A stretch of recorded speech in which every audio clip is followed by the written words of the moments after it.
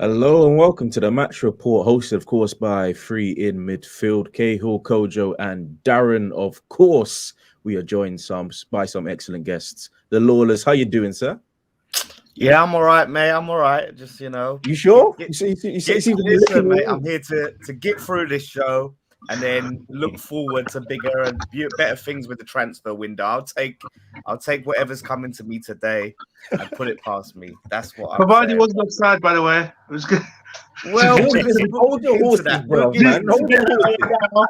Listen, boy.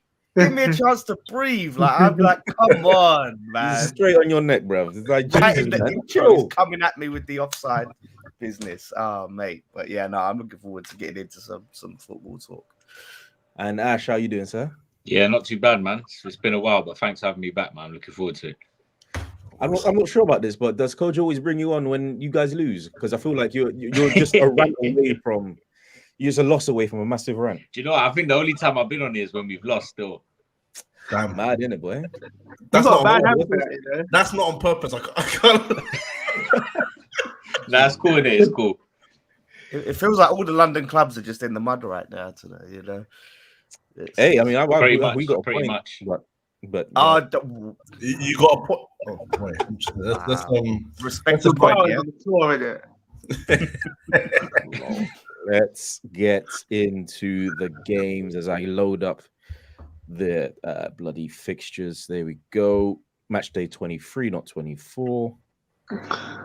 But of course, the first game we are going to have to start with is, of course, Manchester United versus West Ham. 1-0 to Manchester United.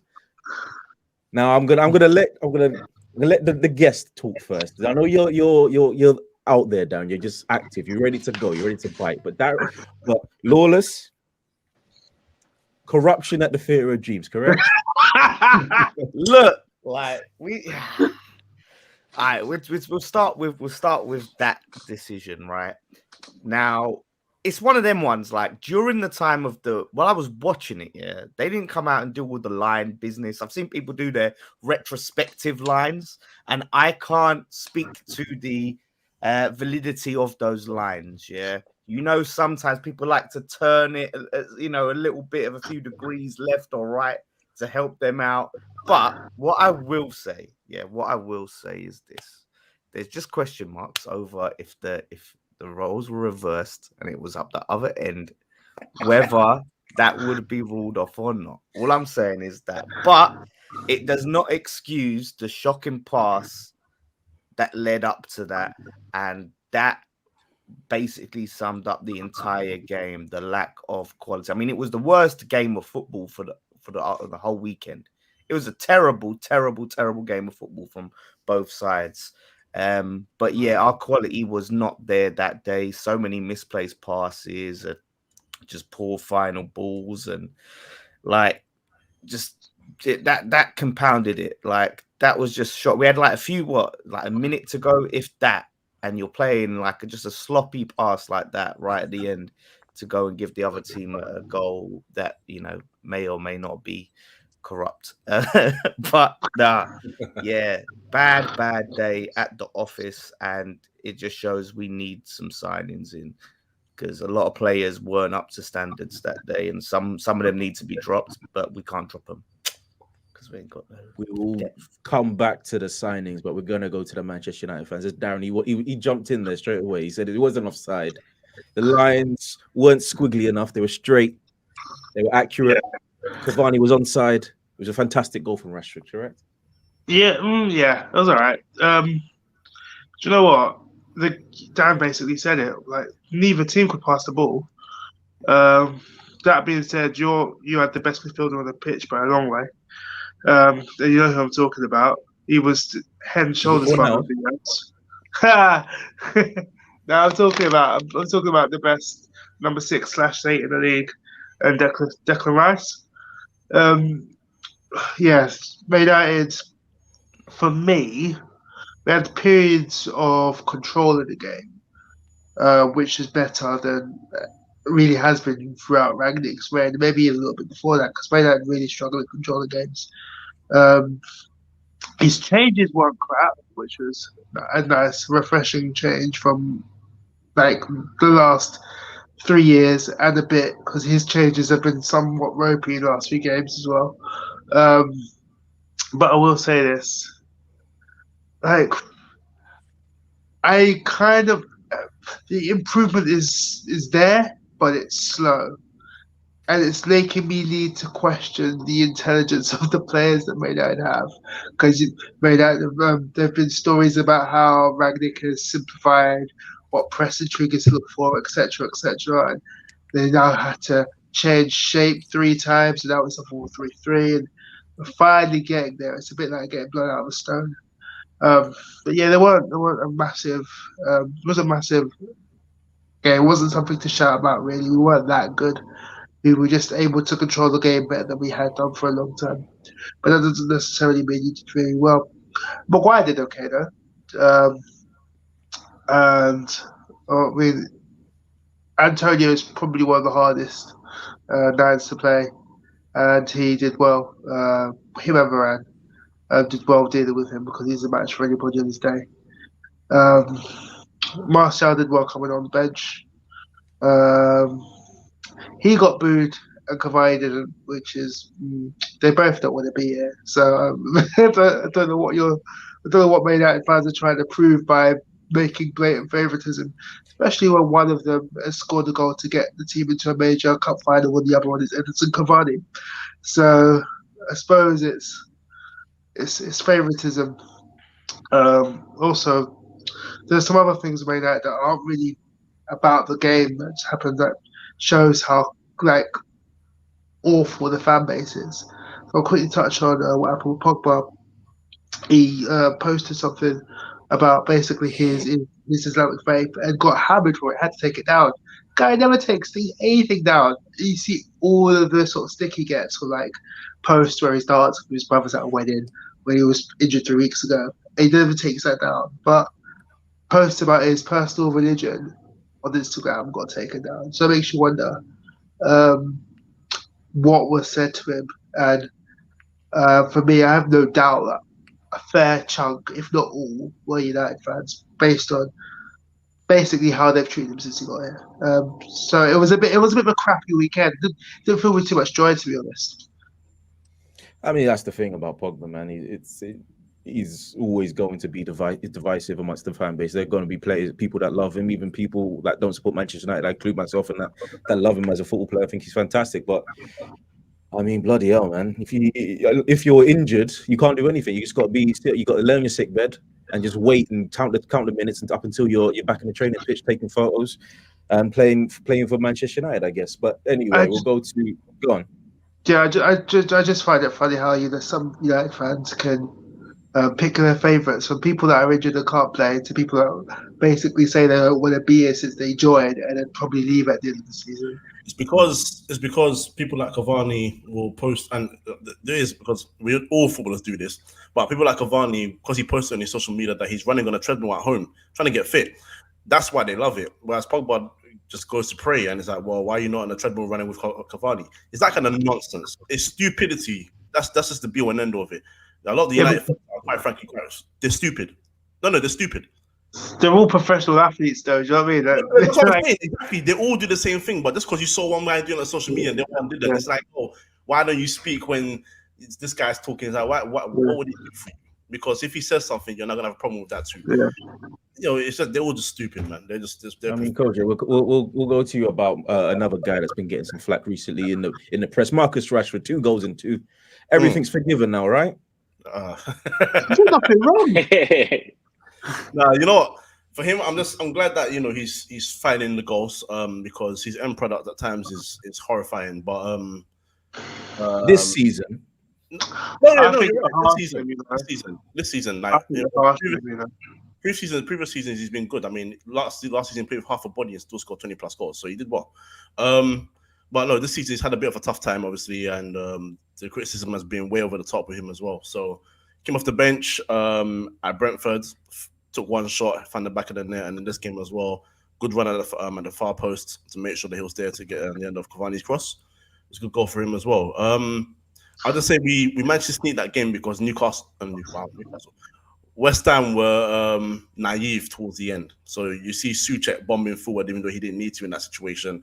Owen obviously miscontrolled the pass. The pass wasn't good, as Lawless said. And then Fredericks was also trying to like support. And it's like, I know you're trying to, cement your spot inside that sort of European bit, the Europa League, maybe Champions League spots. But sometimes, whether it's home or away, doesn't really matter. Sometimes you have to just try and measure how the game's going and say, okay, you know what? Maybe we don't need to commit so much. Soucek was pretty much a centre forward. He was near enough Mikel Antonio, and that created a problem when you're now trying to recover. So, I think that moment of naivety gave Man United the 3 points. That's what it was, and that's about it, really. To be fair to West Ham, though, it's a European player 6 point at that game. No, it is. Both teams want to come away with a W there. Draw doesn't really suit either. So I can understand why they were committed, because long are the days where a point at Old Trafford is a really good result. People could go to they can win there now. Where was that earlier, though? Like, why are you doing it in the last seconds of the game when it's like that much? That's what I'm saying. But the goal was scored in the last second. The goal was scored in the last second. So that's how the game was. It was, but Man United have the sort of the responsibility of being the home side to go for that goal. West Ham don't have to go for it. And I understand you're right. They are trying to fight for top 4, bare minimum top 6, to make sure they stay in the Europa League. So you're absolutely right in that sense. But maybe it's against me being harsh, but I feel like sometimes you just got to say, okay, you know what? Maybe we can get a goal because the pass is going. If he miscontrols that, but they're still in position, they can still have the structure there to say, okay, we're here and we're good. But just that moment of naivety. But look, it happens, man. It happens, man. You'll win and lose games. You just need to try and bounce back because that's 2 L's on the row now. So, you need a win in your next game. I mean, we'll bring you in, Ash. I mean, obviously, I feel like you believe that Manchester United are your closest or your biggest rivals to get that top 4 space. I think so. I was saying this in some of my group chats. I think Man United are the favourites. I was saying this even before Ragnick. Like, they've got a better squad than us. They've got a better squad than Arsenal. Obviously, got a better squad than West Ham. They've got the best squad for me. Like Ragnick, people say, but they got Ragnick's like.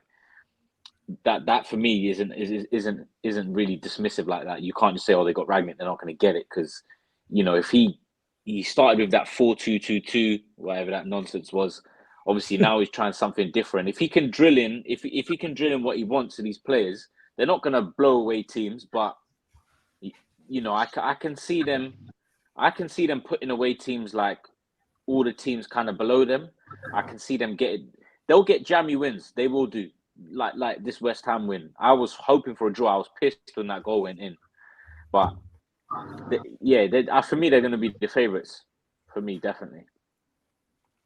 I mean, Lawless, you mentioned the transfer window is closing very shortly, man. The talk of Jesse Lingard, I imagine that's the player that you desperately want. And others, though, where do you need to shore up shop, and what will get you over that line? I imagine you want top 4. What's going to get you over the line? We need a striker, because after that performance, I'd be dropping Antonio. Like that was a terrible performance from him. Like the guy, nothing. I don't think he's been good. I don't think he's been good for a hot minute now. No, he's especially last few weeks. There was a point over towards the end of the year. This year he sort of started coming back into form, but since then he's just gone off the boil again. And I think he's even said himself, I want a striker to come and push me. And he knows no matter what he does, he can drop a 1 out of 10 performance, and he's going to start again the next week because we got nothing else, and that's just not acceptable. Because at the end of the day, you can't put in performances like he did against Man United and keep his place. He needs a bit of a kick up the backside. He's got, and the thing is, over these few weeks, he's got 3 games for Jamaica, which the travel schedule for the those Copa America teams or whatever is crazy. So these CONCACAF qualifiers. Yeah, that's it. Sorry, yeah. Was it World Cup? Oh yeah, was it World Cup? Yeah, World Cup. It's World Cup. They've got the CONCACAF World Cup qualifying group. Yeah, CONCACAF. Yeah, that's it. Yeah, some of the places like you can be going like, oh yeah, let me go to Trinidad, and now I'm going to go to Panama, and now I'm going to go to United States. He's going to come back and he's going to be knackered again. So like there's talks about I think it's Borja from Chelsea, who's at Southampton at the moment, which is a sort of an ambitious move. If they'll sell him to us, that's another thing. We need a centre back for sure. Centre back like Zuma's back now, but Dawson, as we see that day, is not good enough. His passing is abysmal. Like he's just putting us under pressure every time he's trying to play out from the back. So yeah, he's got to go. But yeah, hopefully we can get some people in. Lingard, like obviously Man United are resistant to sell him to us because of the whole top four thing. Don't want to strengthen us, but he don't want to go to the northeast. He's going to the northeast. Yeah, he's going to Newcastle. No, he don't. But the thing is, I've heard he doesn't got want to to accept it. Yeah, he wants to go to Newcastle. Like you can accept their stupid £10 million for a loan. That's pathetic, honestly. They need investigating. But you know, if you don't want to go, he's like, do you know what? I ain't going there. It's going to be cold. I'm going to be in a relegation battle. Let me just chill for a few more months and I'll go West Ham for free. You know, so I'd be surprised if he but I mean, I imagine he's going to get his wages covered. He's only a loan, so it's not like I don't think there's an option or obligation to buy from Newcastle. And if he stays up, he's going to get a big contract from Newcastle, especially if he plays a role in their survival. Wouldn't you say? They're playing a dangerous game, though, man. Because you're getting players that they don't really want to go, but you're incentivizing them with big money, and you're trying to get them to come and fight for you in a relegation scrap. You know what I mean? When you need players when things are getting tough and your backs are against the wall, that they will die for the cause. And we've seen it before. Like we've been in that situation. We've had certain players that are like these luxury players. When you're in a relegation battle, they're the ones that go missing.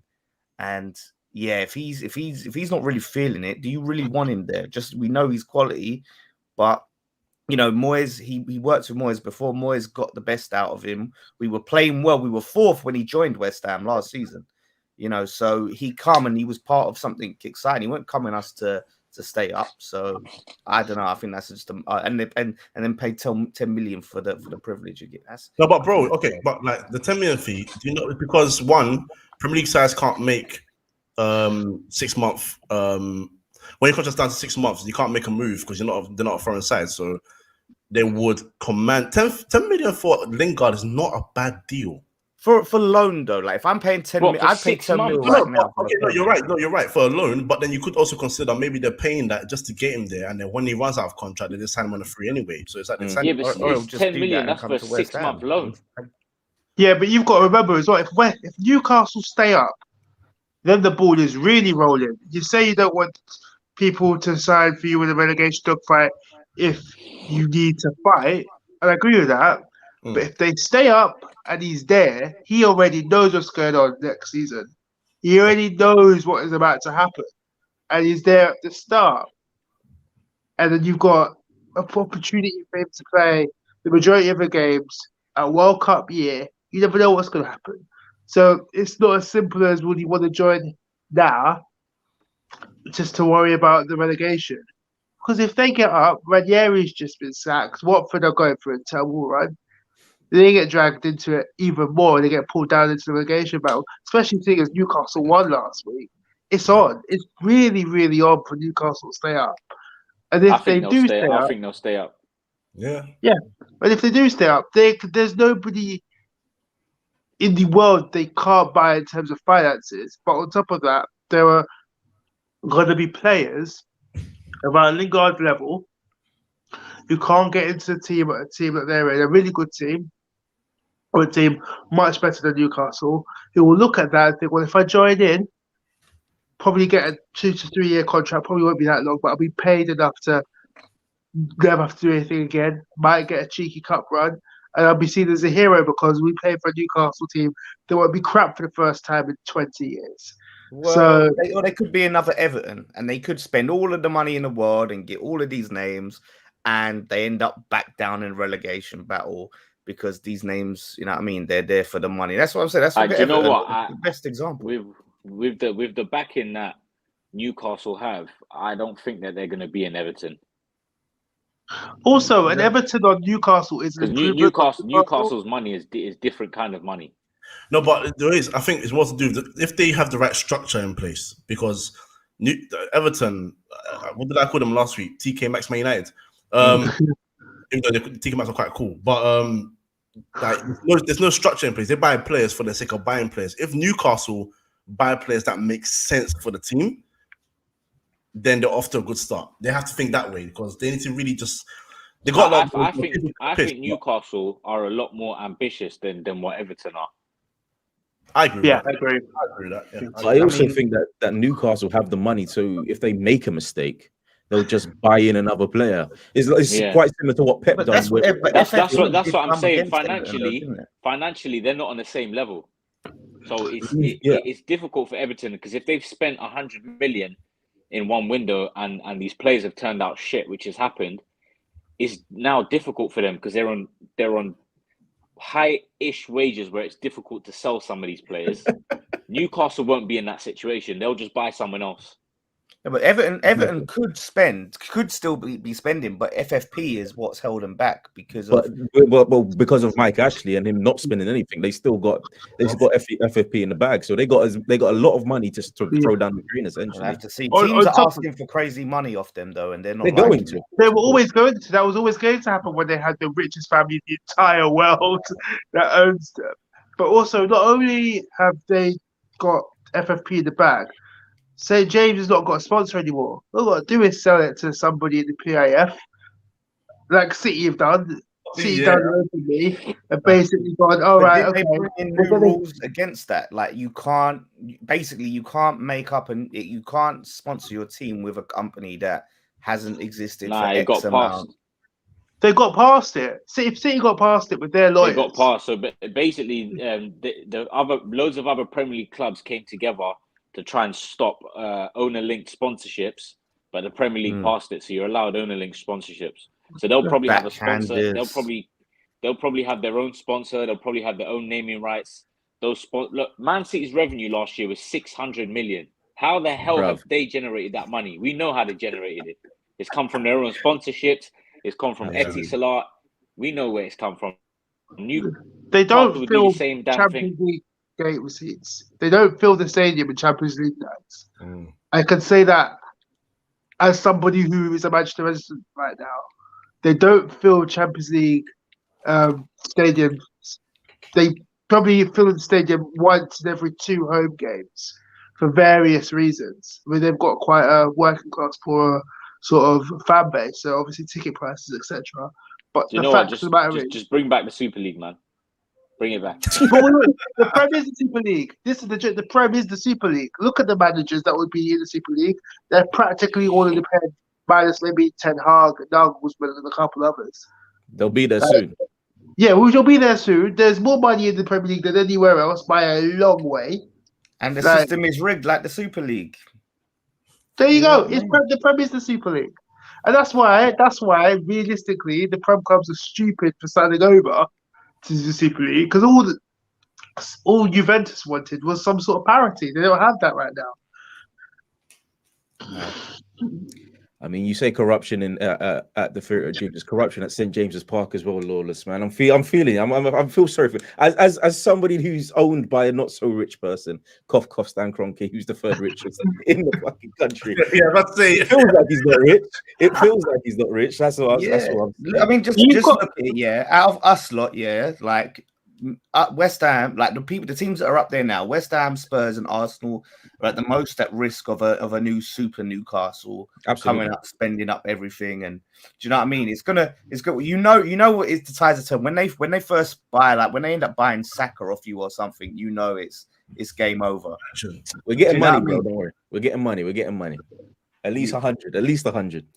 But anyway, I feel like I've wait a minute. You said you'd sell him for like 60. Yeah. We was wrong, isn't it? We're past that now, Lawless. Wait, you'd sell him for 60? I didn't say 60. Shit. I didn't say 60. Sure it was 60. It was around that. You did say that. You did say you were selling for something like that. It was 80, but it is what it is. It's 100 now. Don't worry about it. But we Pretty mentioned poor Ranieri. against Burnley, to be fair. What's that?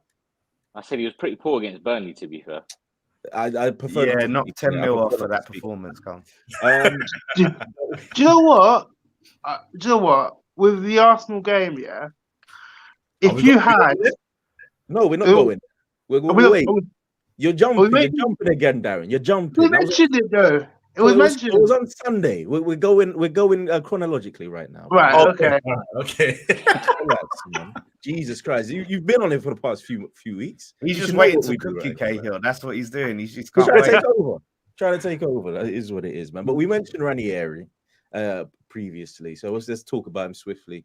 Watford, another manager bites the dust. I mean, Kojo. It seems to be the story of Watford. They come up, they sack the manager, they get another manager, and they sack him. They get relegated, rinse and repeat, man. Yeah, they sack managers like WWE sack wrestlers. Look, it's the same old story with Watford, man. So they're gonna bring in someone else. Benitez. Maybe Benitez. Really? Benitez been 4 months as well. Steve Bruce. Benitez. You know what? It's going to be one of these people, yeah? It's going to be one of Steve Bruce, Nuno, or yeah, maybe Benitez. One of those. You know what, Nuno? I can see that. I wouldn't be surprised. I can actually They're not see that smart, Watford. That would be a They're not terrible that smart. move, I think, for him. It'll be terrible move for Watford. Absolutely for. I think you have to be a desperate manager to go there. Like you have to be pretty desperate as a manager. I mean, yeah, Do you know what? The longer this goes on with Watford, they're going to run that club into the ground because literally no managers, sooner or later, if this keeps going on, no manager will want to go there. None. You know what? Big Rock in the chat says Ollie. You know, actually, especially foreign managers, yeah. Especially foreign managers, yeah. Imagine if like these guys are coming from Spain or Portugal, or wherever. They're coming over. They're bringing their whole family, and 3 months later, they're gone. Yeah. Honestly, look, they are. I think they're going to go down. They're certified. Whoever the manager Burnley and Watford are certified already. They're done. I mean, they've probably spent more in manager compensation than they have on actual transfers in the last 5 years. It wouldn't surprise me. Yeah, absolutely. So I will say this though. I will say this. Watford have won, like I think 1 or 2 in 13 games. They've not won a Premier League game since they hammered United. It was sacking form. To be completely fair. Oh yeah, you can't dispute. I don't understand why they sacked the previous guy. He was doing all right. Yeah, they were like mid-table when they sacked him. Yeah, they were like mid-table. I was like, why is he getting sacked? I don't understand what their owners expect. I really don't. They expect. If I was a Watford, I would hate to be a Watford fan. They probably expect top 4. The ambitions there are very unrealistic. That's why year after year you see managers getting sacked because yes, some of them have been sacked rightly so for their poor form, but overall, I think the club expects too much from their players and their manager and their coaches. So, look, if they go down, they'll be back again in about 3 years, and they'll sack another 3 managers in that season as well. This is just Watford heritage. A club that expect the Champions League, but I'm going to get it under Pep Guardiola. Southampton won, Manchester City won goals from Kyle Walker-Peters and Emerick Laporte. Nobody saw this one coming, right? Southampton is low-key doing all right, you know. I saw this coming. I think the only team, if I'm not wrong, the only team that's beaten Southampton at the St. Mary is Wolves. Oh, I really? think Wow. they've only lost 1 game at home all season. I know that for a fact. I think it is Wolves. Oh my! They've only lost 1 game at home, Southampton. I have to make sure. Look at this Hazard Hutu Remontada, man. I'm telling you, they've only lost 1 home game because when we played them a couple of weeks ago, they had only lost 1 home game, and since then they still haven't lost at home. Yeah, I imagine so. That's fair enough, man. I mean, look, credit to Southampton for holding. Was it Wolves or did United beat them at St. Mary's? No, we drew. Man United drew. So yeah, so I think it's only Wolves. I think Wolves might be the only one that beat them. I mean, credit to Southampton for that record, but credit for them to also hold it on against Manchester City. A slip up from Manchester City and maybe a crucial one in this title race. It still gives them a bit of leeway. I don't get it twisted, but these are the games that they should be beat. They should be winning. They didn't win. The other competitors that they edged closer. So Darren, what does this mean in terms of the title race for you? Is it back on, or is the City they're just a bit too far gone? I feel like City have maybe one or two more of those results in them, but it kind of depends on their priorities with the Champions League come February when that starts again. However, you can't rule Liverpool out purely because it's not mathematically done. It felt over last week, but results like this make you wonder if it is really over. I just don't think Liverpool have the squad. I don't think so either. I don't think so either. I think Man City can cope with both competitions. I think they're still in the FA Cup. They can cope. I think Liverpool will struggle. They will struggle. I feel Liverpool will fall short. Liverpool are jammy though. Have you seen? Did you see them this weekend? Just gone. Yeah. Crystal Palace. I thought Crystal Palace should have beaten them. Yeah, well, the amount of chances that Crystal Palace missed in that game was ridiculous. And that ropey penalty, which we'll obviously discuss, but yeah. Oh, yeah, that. Trust me. But it could be. I mean, Liverpool win their game in hand. They're 6 points behind Man City, so you can't say it's over. I said this after that lax 2-0 win over Arsenal. A few weeks ago. Like Man City have this thing of like sometimes when that gap is a certain distance, they get a little bit complacent, and they never it's rare you see him going like, just going ruthless and 20 points and then stuff like in at this stage. So I think like it's one of them. They're giving Liverpool a bit of hope, but then their next game they'll just win, and then the next game they'll win, and as the pressure starts to come on them, and they'll go ahead and win. So it's obviously a little bit of hope, but I don't know if Liverpool and Man City play soon, then it's a big opportunity for Liverpool for sure. If they win their game in hand and then just keep winning and get to like the Man City Liverpool game and win that, then it's it can blow it open. They just need to. I think if that Liverpool Man City game comes at a time where there's a 6-point gap, then it'll be very interesting. Yeah, I also think whoever would win that game, if Man City win it, then they're taking that title, and then if Liverpool win it, the pressure's on Man City. It's in April, Saturday. Like Darren said, that Man City have got two or three more of those results in them. I think Liverpool have a few more. If City are still in the Champions League towards the tail end of the season, maybe they start switching their focus, and maybe that's where they maybe drop their eye off the ball the league way. That being said, I can't really see past Liverpool for the Champions League. So I think the league is City's to lose, but I think Liverpool are probably the favourites, in my opinion, for the Champions League. Isn't it case for Manchester City though that they have the ability and the options to switch off in the league and focus on the Champions League? If they want to drop, say, your favourite son Grealish or Lawless, and then they have the option to put Sterling in there. If they want to drop Mahrez, they could put Bernardo Silva. So they got options. So that's why I personally believe that the league title's done and dusted. And I understand that it can get blown wide open, but as Lawless said before, man, once they get on a roll, like what was it, 12 victories in a row or 13 victories, like that. And they're not gonna drop more points than anybody else below them. That's my thought. They will drop points, but I feel like Liverpool and everyone else drop more points than them. That's what it's gonna come down to, which is okay. It's fine. They'll just do their thing. I can't lie. My head is hot because like 5 weeks ago I went in on Hustle, and then Ash's company tells me I was on that one.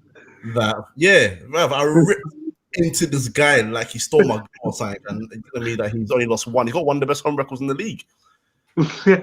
Why was you going in on him? Because I just felt like he wasn't maximizing what he could do with the Southampton side. But then after he said that, I went to go and check their form, and I'm like, rah, why did I run? Do you know what I think? Why I feel maybe that's a bit harsh is he's working with scraps at Southampton. Yeah, isn't it? He is working With he is picking players out of a skip and trying to have to make the best out of them. Like, look at the amount of money that these guys are investing into giving him to invest. He's got bare minimum, and they've sold so many of their players over the last 3 years. They sold Højbjerg.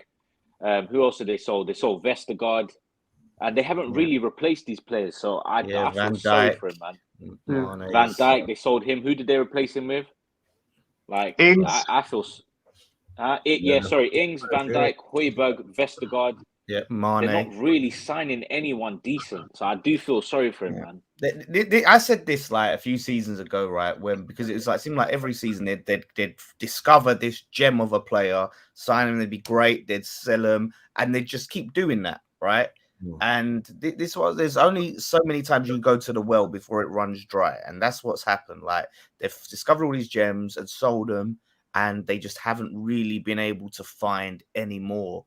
And that's the thing. So they need to, I think, just like I said, so in perspective, the manager's doing a decent job. They just need to reconsider their transfer policy and find these builder, rather than finding this one special player that they can have and keep in the team for like 2 seasons, try and just build a solid team of 11 players that work cohesively and just change that up. But yeah, no, like they're doing all right.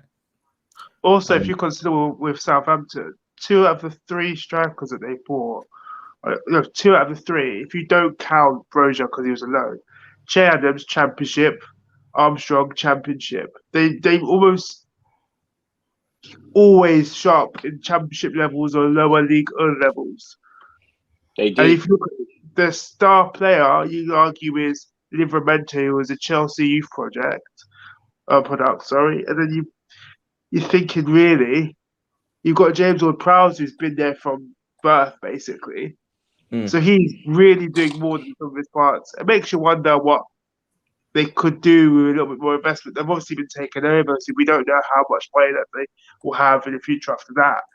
But it could be interesting to see what Hasenhüttl could do with a little bit more money, because it's a completely different job. Not every manager is good with a big purse. Some managers are really good under really restrictive circumstances, like Daesh. I could imagine Daesh do well outside of the bottom back half team.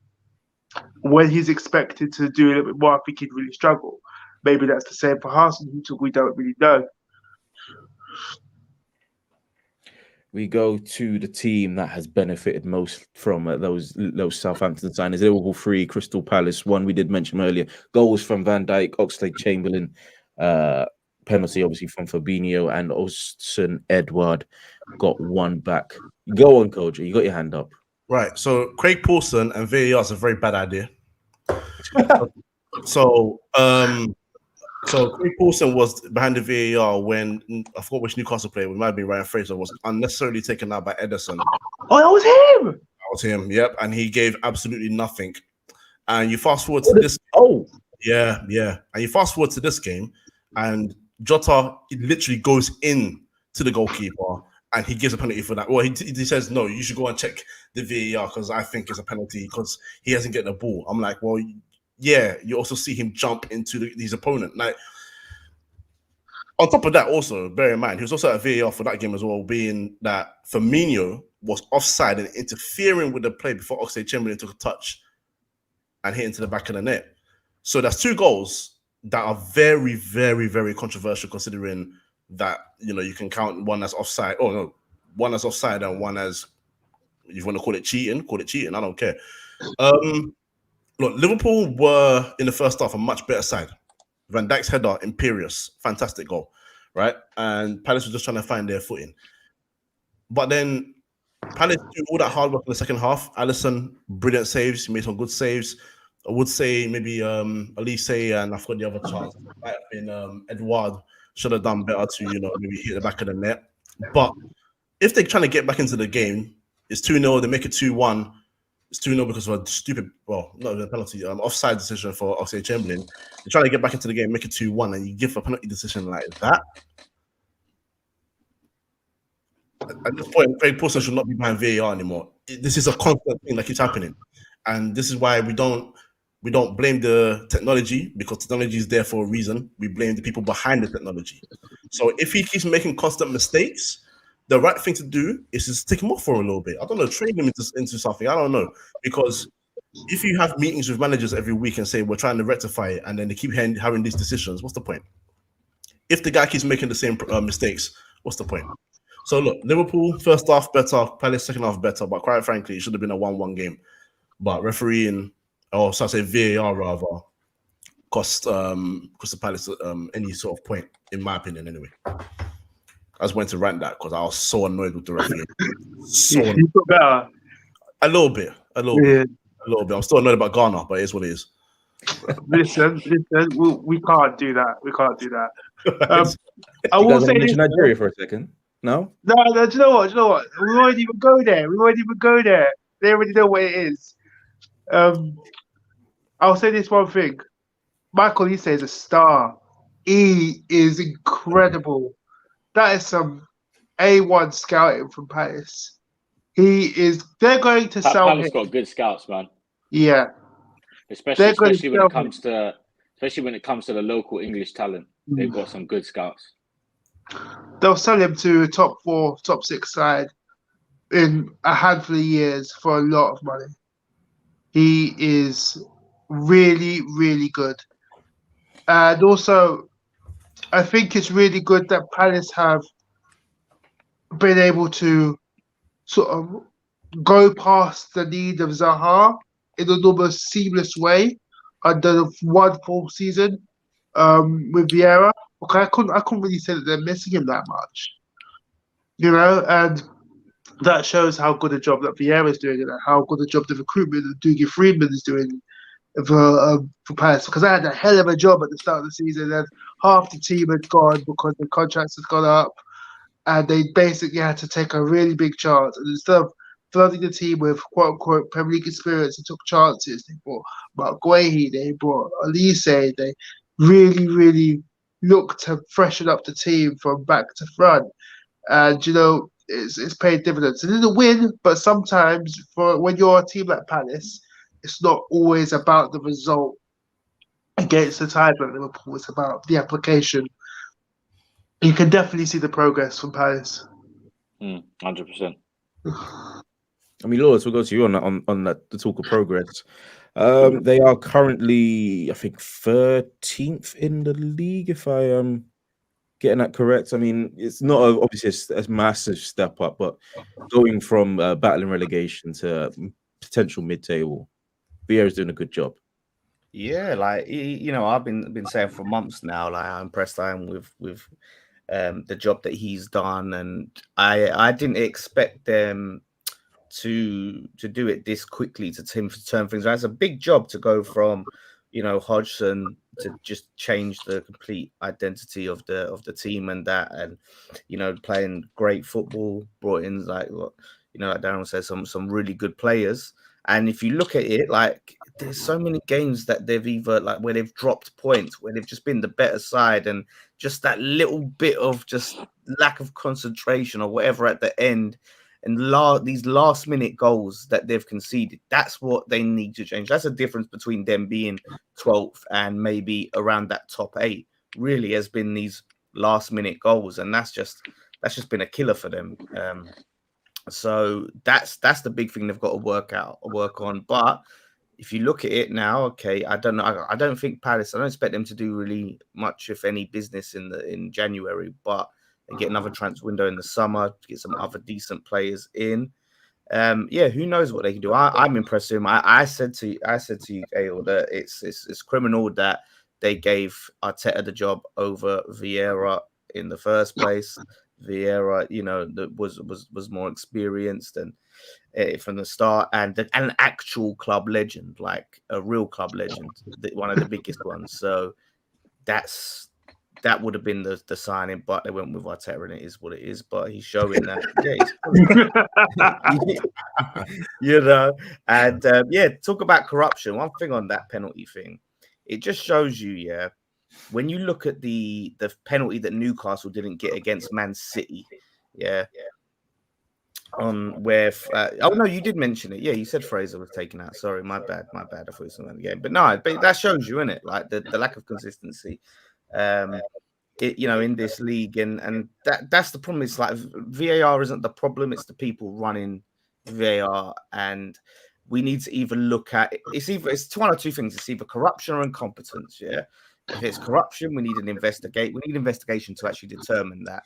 But if it's incompetence, then we need to outsource. Yeah, we need to get over this Brexit thing, try and get some visas or something sorted out, and get some foreign managers in here, because the English ones just are not good enough.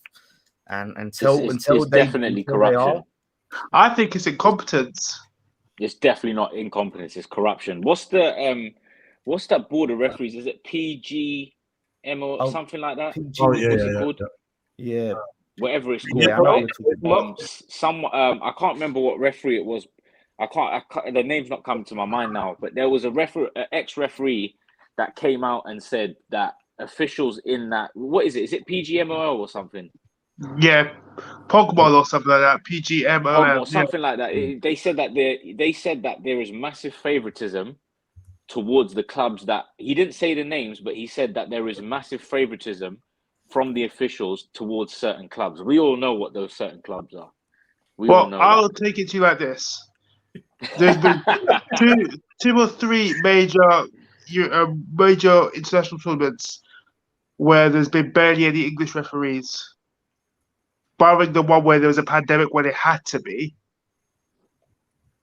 So that makes me think that there was more to it than that. I think that we got a crop of underprepared, maybe possibly even overworked referees.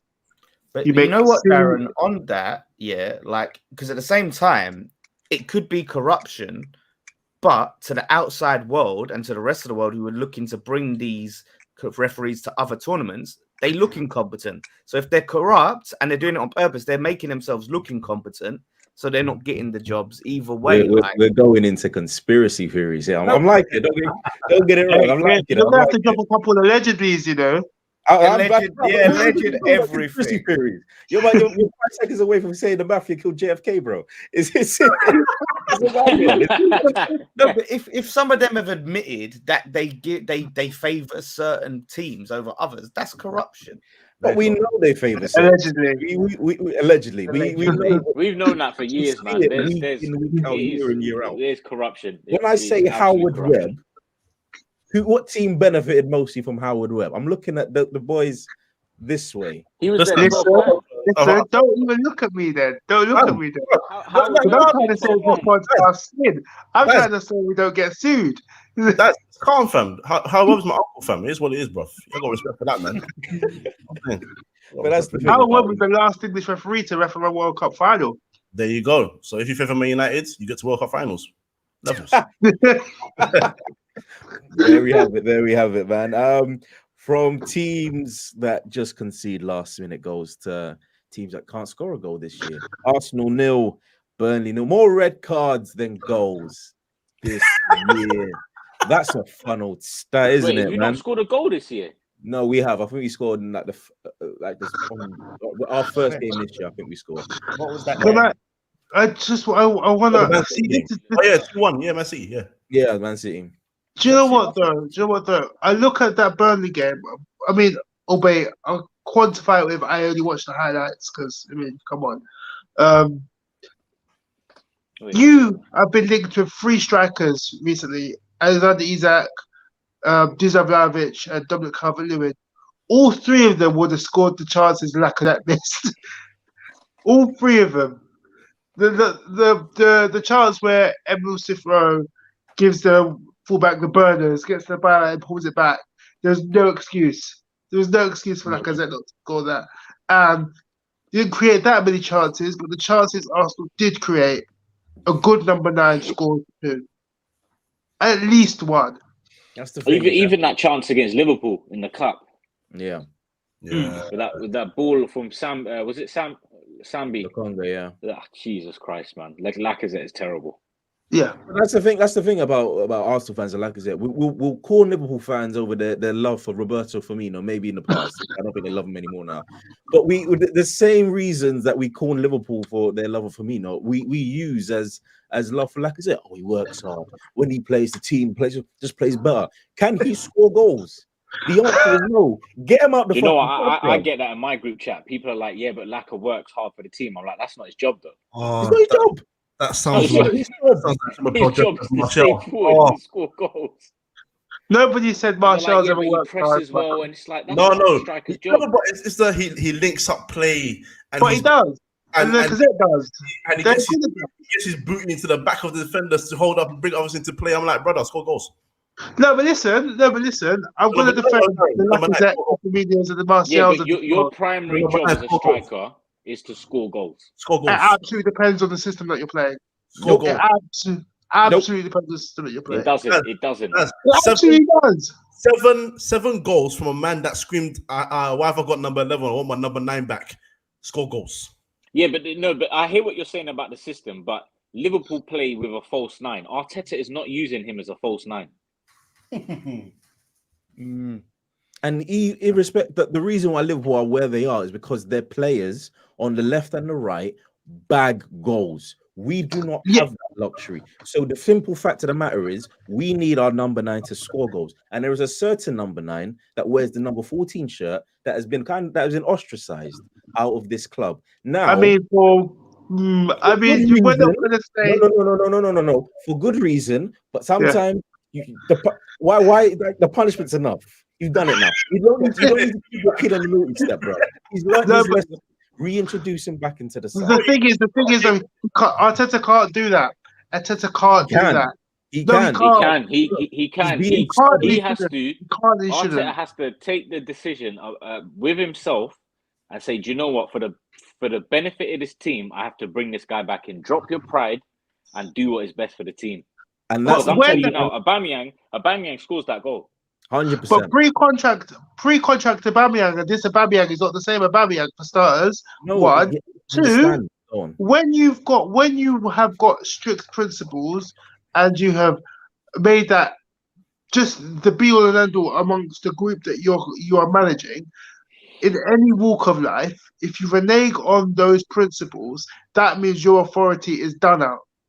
Nobody can respect you from that point onwards. Okay, the moment you win the game, he's got no man management though. He needs to have that man management skills. You've got to be able to take players, that have these troubles and have these issues, and not always the first thing is like, you're out here, you're done, whatever. I'm loaning you out. You're going to be playing the kids. You got to find a way to get through to that player and make them buy in to what you're doing, so they change their ways. And the players don't do that. He always seems to rub a lot of these players the wrong way. That's the problem. But Arteta's a grown-ass man who's 30 or plus years old, who's done it throughout his career at Dortmund, at St Etienne, and at Arsenal, and numerous times at Arsenal as captain. We're not talking about Saka or Smith Rowe or Martinelli. The thing about that punishment, I get it. No, Darren, he has stripped him of his captaincy. There's the punishment. You want to send away to AFCON? Fair play. He's gone out. He's out the bubble, or he's out of the system. They're out of the training. And now is the time. He's back now. Now is the time to reintroduce him, for him to come back and allow the apology to be accepted. You can't keep doing this. I'm sorry. I don't like Arteta's man management style. I really don't. We are lacking in midfield right now. How many midfielders have we sold out on, or have gone out on loan, but just because he doesn't like him? Lucas Torreira, Matteo Guendouzi, Ainsley Maitland-Niles. All these men could be doing a job for us right now, but we're stuck playing a fucking 21-year-old. Guendouzi had man of the match performance. I was going to say, lambasted by every single Arsenal fan who just were blind to what he was doing before Granit Xhaka came back. And Granit Xhaka is back. This man is. The man that told people to fuck off is back, but that's fine. Granit Xhaka allegedly is about to get in a lot of trouble, so we'll leave him out. Don't even talk about that. I don't even care. Go jail on it, bruv. Do you know what? Yeah, do you know what? His poor squad planning, in terms of loaning out all these guys, could potentially cost Arsenal top 4 at the end of the season. Absolutely. Out of the people that you've named in midfield, the only one that's performing very well and very, very well, to be fair. He's playing out of his skin in France. It's Guendouzi. Okay. The others, he plays for a Marseille. He plays for a Marseille side who are doing quite well right now. they're second. They're doing very well. Yeah, very well right now. Torreira plays for Fiorentina. They're never going to reach the heights they were in the 90s. Never again. So I don't think you can blame him. I still think Torreira does a better job than Granit Xhaka. He did do a better job than Granit Xhaka previously before he got loaned out. Or even I think Torreira could. Torreira, from what I saw in the Premier League, I thought he was a decent, decent. He was a decent player. He was a bit of a bulldog. I think he could definitely do a job in his team right now. 100%. There's no way. About Torreira not wanting to be in England though? Or wasn't that half the issue? Yes, but he then came back and said, "Oh, if nobody wants me, I'm willing to play for the club." And then he said, "Well, no, that's not quite. I've got my eyes on a certain striker in Fiorentina's book, so I might send you over there just to butter them up. Oh wait, we can't buy him now in January because they want 75 million. Oops." And now we're stuck with no midfield because Granit Xhaka and Thomas Partey, when they get sent off for whatever reason, Partey should not have played. Partey should not have touched Heathrow when they gone to Emirates. I'm sorry, that's disgraceful. Yeah, but you said he shouldn't have played. But who are they going to play? Fam, Sam Wilshere. Yeah. Like, bro, Do you know what's funny though? Right now, if that Arthur Melo deal doesn't go through, it's looking like Wilshere might be the only option.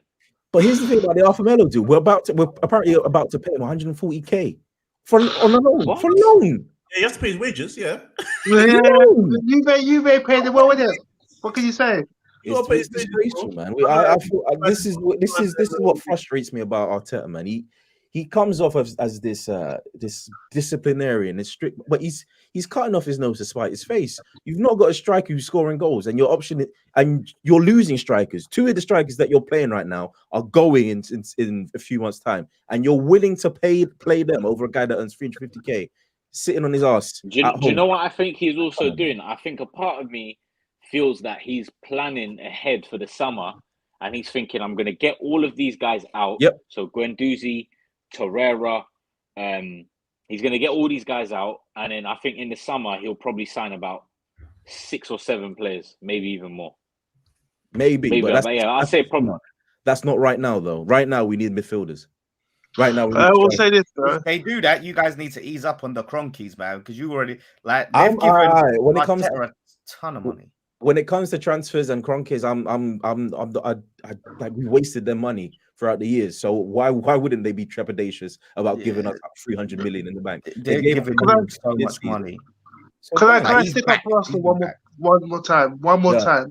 There are elements of your squad, large elements of that as well, that their peak years could coincide in a bit of a free-for-all for the league. You're looking at Martinelli, Saka, Emile Smith-Rowe, Tomiyasu, Gabriel, Ramsdale, all peaking in 3 or 4 years' time, maybe even 5 or 6 for some, when Pep's probably not going to be there, when Klopp's probably not going to be there. And that's a really, really promising thing for Arsenal. If Arteta doesn't get top 6, is Arteta going to be there? Well, that's Arteta's I think they're giving him a new contract regardless. They're looking towards it. Yeah, he shouldn't be there if you don't get top 4 because, no Europe. He's been backed. No FA Cup. No Carabao Cup. You literally just got the league to worry about. I think that's unfair. I think 6 and above fair, but outside of Europe, no. The Premier League is a bottleneck. The Premier League is a real bottleneck. You've got United, Spurs, Arsenal, West Ham fighting for one. I feel Arsenal's next game against Wolves. I think that could be a big turning point. I think if they lose that, and depending in the manner of which they lose, I think it could be a downward spiral from then on. Wolves are, I think, 3 points off us as well. So I was even going to say that they even have a fantastic season. That's what I mean. It's so competitive at that part of the league. Wolves, they won't get top 4, but no, they're a dangerous team, man. They're a team that you do not want to play at the moment, home or away. It don't matter. Also their manager is also somebody. Bruno Lage he's a do you want to keep your eye on him? If Arteta 100%. Does dip, I think if you're drawing up a realistic shortlist of managers, I think him and Graham Potter need to be high up on that list.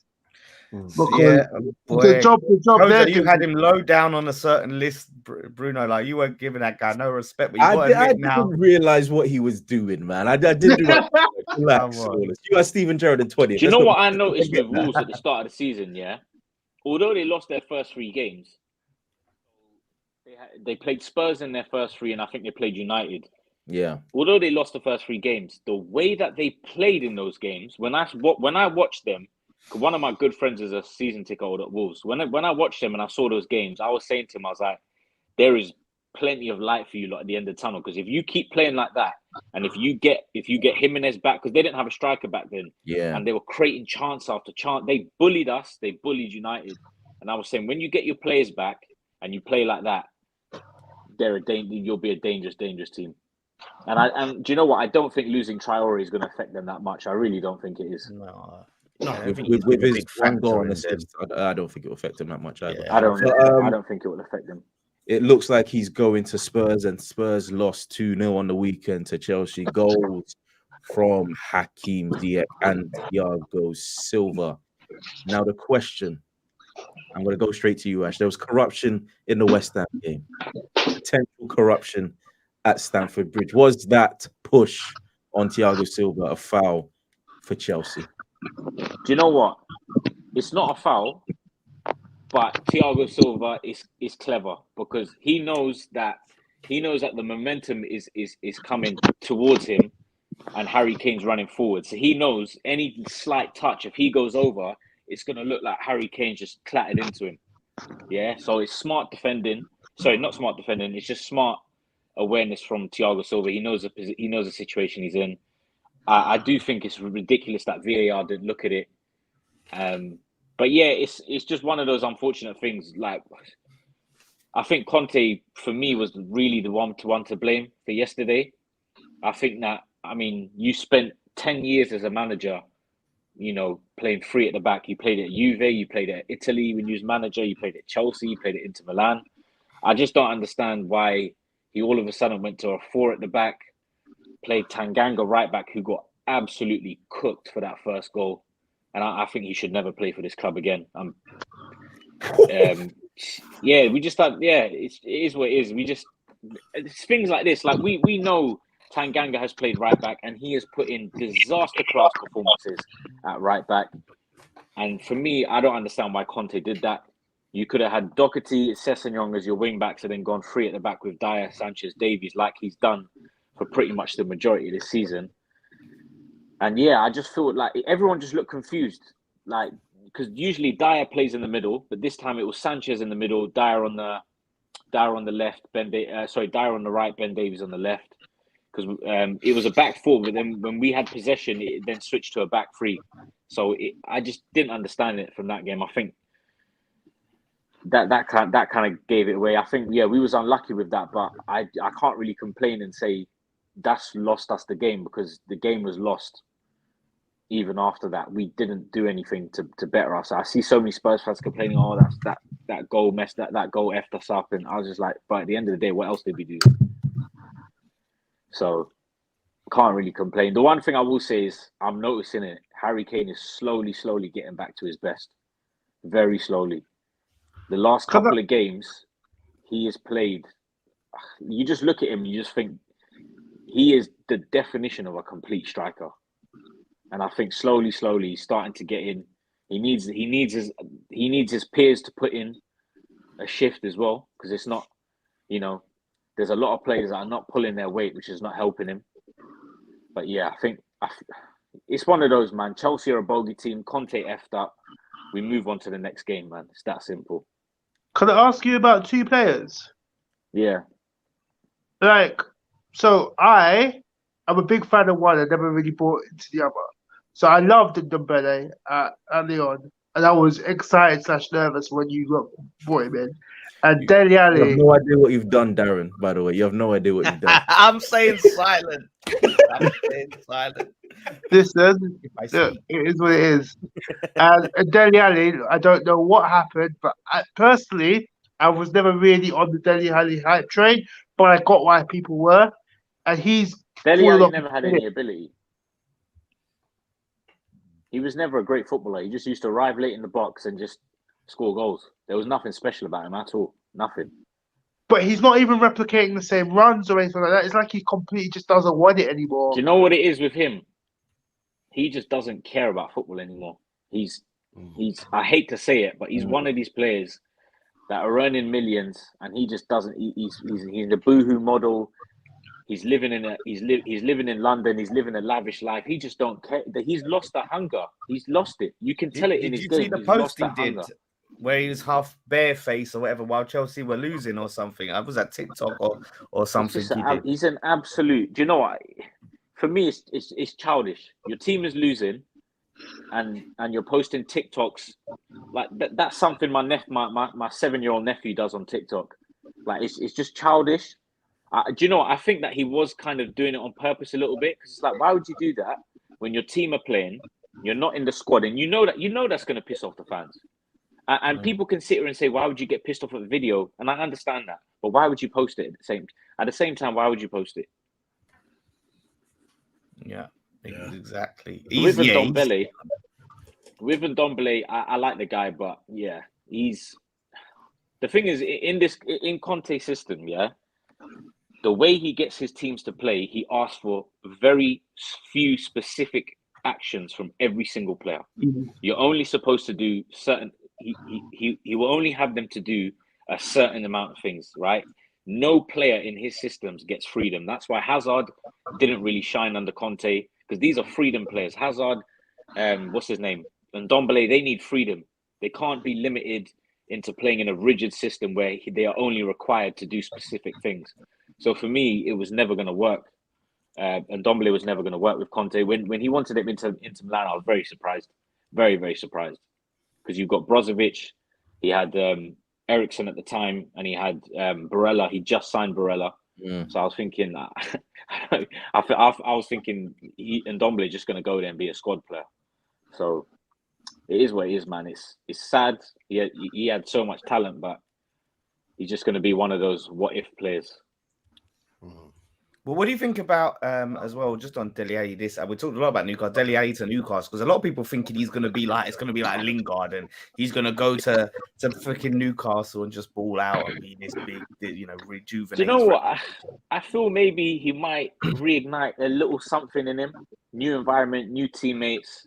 I think it might, new manager that believes in him. I think, he might come back and score a few goals here and there, but based on him as a player and his ability and what I've seen over the years, even when he was scoring 18 to 20 goals a season, I just don't think it will ever work out in the long term with him, because I just don't think he's a great player at all. You play him in the midfield, he's not a midfielder. He doesn't have the qualities of a midfielder. Agreed. You can probably get away with playing him as a shadow striker. It's a difficult one. I was thinking about that, I think, during the summer when we were getting ready for the podcast. So I was saying that I think his future might be as a striker now, because he doesn't have the work rate needed in every position, to be honest, but he just doesn't have the characteristics of a midfielder for me anymore.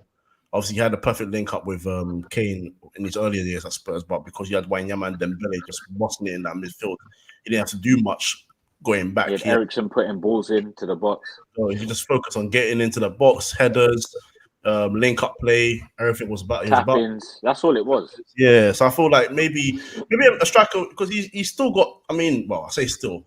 Every now and then, when you get a new manager, obviously minus Conte, when Dele plays, he gets like a spring. Mourinho first up to that 10 games. Yeah, he got a little spring with Jose. And it was very much more forward as well. He was getting involved in play. First touches was there.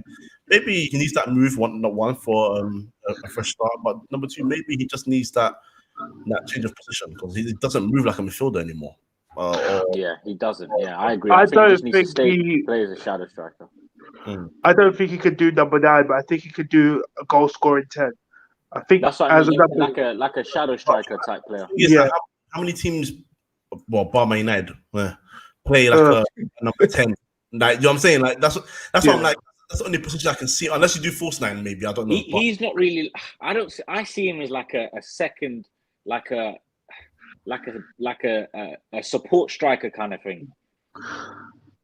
Yeah. I don't see him as I don't see him as a proper number 10. He hasn't. I think he's just got to play. I think he would suit a system where they play two strikers. Yeah, and he's the one who gets the knockdowns as opposed to goes for the knockdowns. Yeah, get the knockdowns, get the cutbacks, get the tappings, get the headers. Agreed. I don't think he's got the minerals for the number 9s have to do a lot of running in the channels, got to do a lot of fighting with the defenders. I don't think he's got the minerals for that. I don't think he has to be that kind of number 9. I mean, well, I only see him as someone that might be like more of a poacher role rather than anything. But that's that. Again, it depends on the move. I mean, if Newcastle is the move, I don't think that would be a good move for him right now because they have to work hard for their goals. And kind of Wilson fits that perfectly. But well, to be honest, I actually don't know where his best move would be. That's actually another thing, to be honest. So he used to go abroad. I think he needs to go. And then obviously the next week of the transfer, obviously Traore is pretty much almost done now. We need to get 2-3 more players in for me. He needs to go to Germany to step pad. He needs to go to Germany to step pad, and then maybe go to a team like Leverkusen where they create loads of chances. You know what? When I look at Dele, I just wonder, like, where's your motivation? Like, do you not want to play for your country anymore? The World Cup's coming. He just doesn't seem bothered about his footballing career anymore. I think he's got too many things going on outside. And it's sad. It is sad. But he needs to go this way. I don't want to be too harsh on him. Well, because, sometimes some players do go through some things that we just hear of very, very late on. So it could be one of those things also. But a fresh start might be the best for him anyway. He's been at Spurs since, 2014? 14. Yeah. Maybe it's time to just start afresh somewhere else, man. Which is fine. I mean, we spent all this time talking about Dele Alli. He didn't even play. We need to talk about Hakim Ziyech, who scored potentially goal of the season, right, Coach? That goal was just that's absolutely mad. He's got a lovely. Do you know what it was? Yeah, it dipped and curled like in the last set because the way Lloris was looking at it, and when Hakim Ziyech first hit the strike, I was like, that's going out. I thought it was just going out. And when I saw it dip in the last minute, I was like, "Oh my god, that's going to be one of the goals of the season." That's top. He's got a wand of a left foot, does he? He's a lot of fun to watch. Do you know what pissed me off about that goal is when I'm watching it back. Okay, Tanganga got burned on that side, but I can live with that. Ryan Sessegnon, you cannot let Hakim Ziyech shift the ball onto his left foot. You all know what Hakim Ziyech is like, right? He's got a wand of a left foot. You cannot let him shift it and have a free strike. If you watch that goal again, just look at Ryan Sessegnon. It's pathetic. It's absolutely pathetic. And if you close him down, you close off that angle, he's either gonna just panic shoot when someone's pulling up right in front of him, or he's gonna check it onto his right. And if he checks it onto his right, you're in a win-win situation because you want to get him on that side. I just don't understand Sessegnon. I don't understand it. But yeah, it's a great strike, to be fair. No, that's defending these days, man. He's not a defender, though. He's not a defender, No, that's what I'm saying. Yeah, it's not a defender, but it's just common sense, bro. Like, you've got Ziyech on your left foot. Højbjerg was in no man's land. First of all, get that guy out of my club, Højbjerg. Excuse me? He is terrible, bro. He is terrible. He is anyway. Disagree with you there. We'll get onto Højbjerg in a minute, yeah? But you don't have to be a defender. You just see him there. He shifted it onto his left. You've got to close him down. It don't matter if you're a defender, striker, or a midfielder. If that was Harry Kane and he was there, Harry Kane's going all out and trying to stop that shot from going in. Because I know what Harry Kane's at defensively. He puts his body on the line. I've seen it many times. So I expect the same thing from any player on that pitch. Wow. I can't see past Højbjerg. I can't see past Højbjerg coming. It's got to be Højbjerg is bro. Do you know what? I understand that you may not watch us week in, week out, but he is brain dead. He is he's very immobile. He's very stiff. Bro, the amount of passes that he has misplaced this season, and these are short-range passes. I'm not talking about 20-yard pings or switches across the flanks. These are simple passes. Bro, do you guys remember the first leg against Chelsea at home? Do you remember the first goal? Oh he yeah. conceded? So the first goal it conceded, Højbjerg gets the ball. He gets the ball from midfield, so the ball was passed back to him. You've then got two options. You've got Doherty and Son, both on the flanks, open. All it is a one-touch pass, bang. What does he do? He lets the ball come into him, turns around, passes it to Sanchez, and then the rest is history. Sanchez then passes it to Tanganga. Tanganga loses the ball, the goal goes in, and everyone is blaming Tanganga. And I'm like, you can blame Tanganga, but why did the ball get to Sanchez in the first place? Because that idiot can't play a 2, 3, 4 yard pass. You know who that sounds like? A certain man of marble, Granit Xhaka. You got Granit Xhaka. No, I'm sorry. I need to stick up for Højbjerg. And bro, time and time. Do you know what? Do you know why Højbjerg looks good for other fans? It's because his ball recoveries are good. I'll give him that. Ball recoveries are good. His tackles are good. But on the ball, there's so many times in so many games where I'm thinking, just pass the ball forward, and he's passing it sideways, in the Euros, backwards. In the Euros, he looked great on the ball for Denmark. Hey, you know who's in the Euros? Granit Xhaka. Hey, you got Granit Xhaka. He had one good game. He had one good game at the Euros. Granit Xhaka had one good game at the Euros. Low. He had his hand held by Freuler majority of the tournament for Switzerland. But Denmark. Listen, bro. Listen, Højbjerg is a squad player at best. He should not be starting week in, week out. Should not be starting. Listen, United will take him a 6. Jesus. Oh, United can listen. If he goes to United, a 6. They will have the same problem we do. I don't. Bro, take him. I don't agree with that statement. I can't lie. No. You're sat there watching McTominay at 6. You don't think you want to take Højbjerg? Doesn't mean take Højbjerg. I'm telling you right now. I'm telling you right now. They are not far apart. I don't believe it. No. Højbjerg. Listen. Hold on. Højbjerg is slightly better than McTominay, but they're not far apart. They're not. They're really not. That's so wild for me to hear. Like there's so many attacks that Højbjerg just kills. He just kills them. And you know what? Everyone was like, oh, he played a massive part for both the goals against Leicester. Fair play to him. He did. Fair play. That pass to Doherty, great pass. Yeah, that the pass to Kane. The pass to Kane was actually good because the passing lane was closed. There was no gap there, but he managed to squeeze it through to Kane. Fair play. But still, I'm done with him. See you later. There you go. Done with him. See you later, Lawrence. We're going to bring you in, not to talk about midfield because we'll be here in Ziyech in about 5 seconds. But we're going to talk about Chelsea.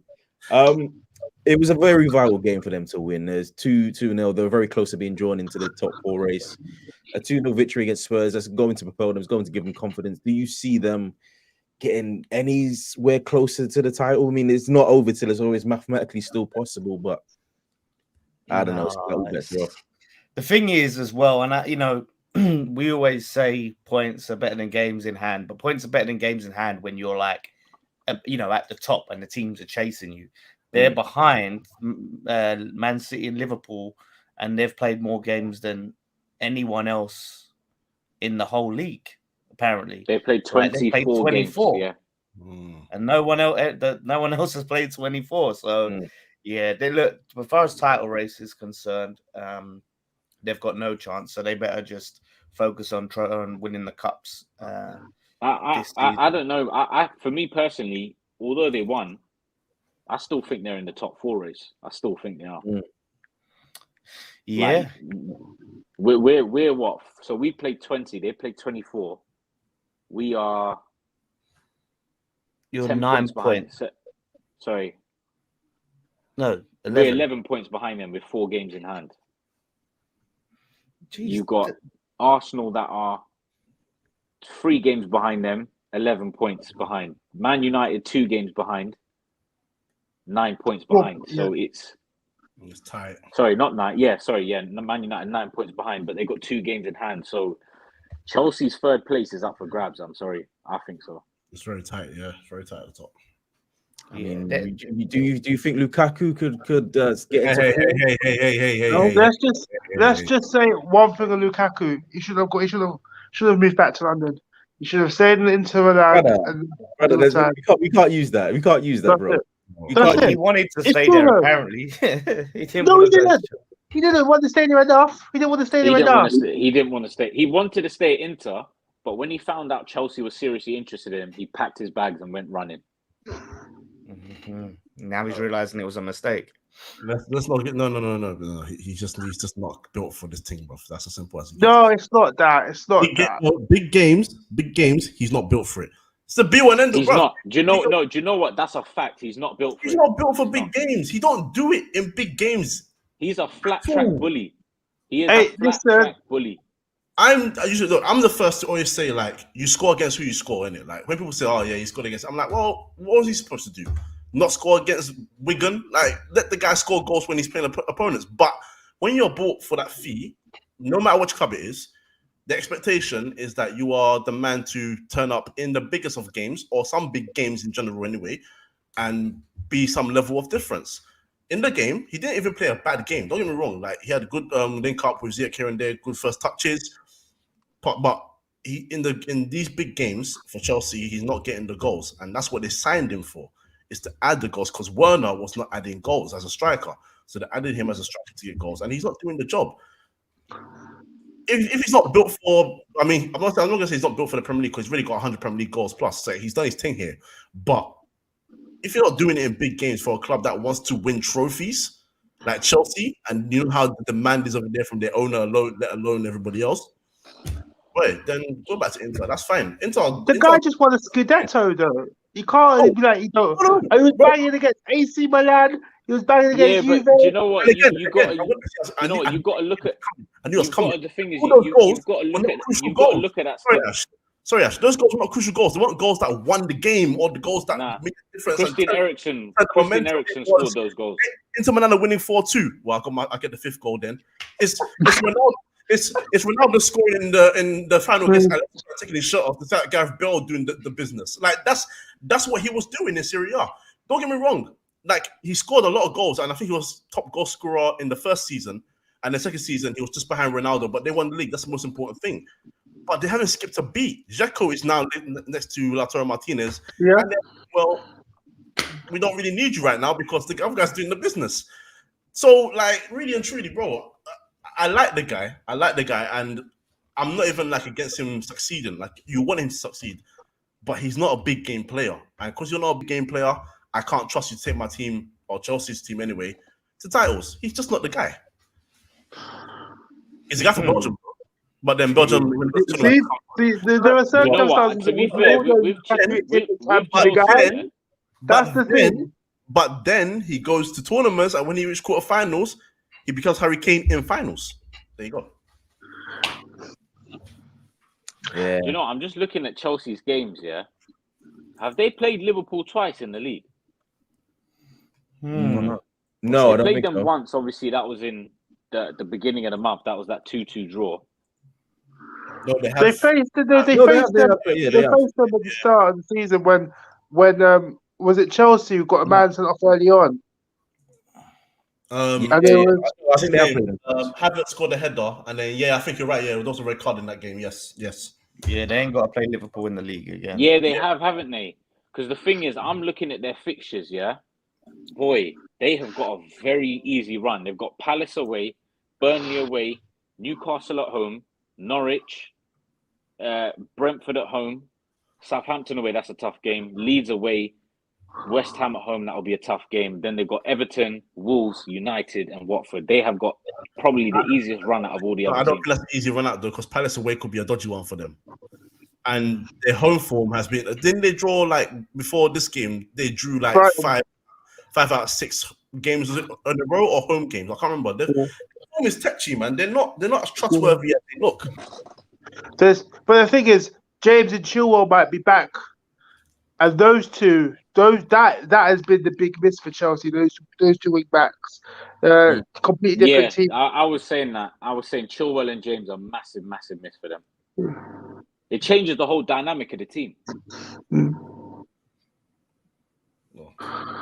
It's gonna be interesting. It's gonna be interesting. So they signed something for £100 million but the fullbacks are still the key men. It's a mad thing out here. 100 million Actually, pounds down the but drain. they That's are, what I though. think. Listen. 100 million down the drain.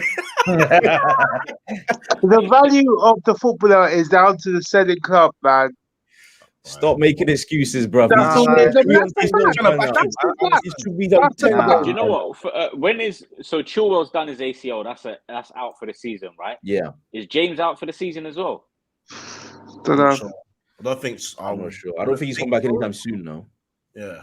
Yeah, because I was thinking maybe if they can get James back in at some point, that could help them. But because even Tuchel was saying that the wing backs in his system are like attacking midfielders.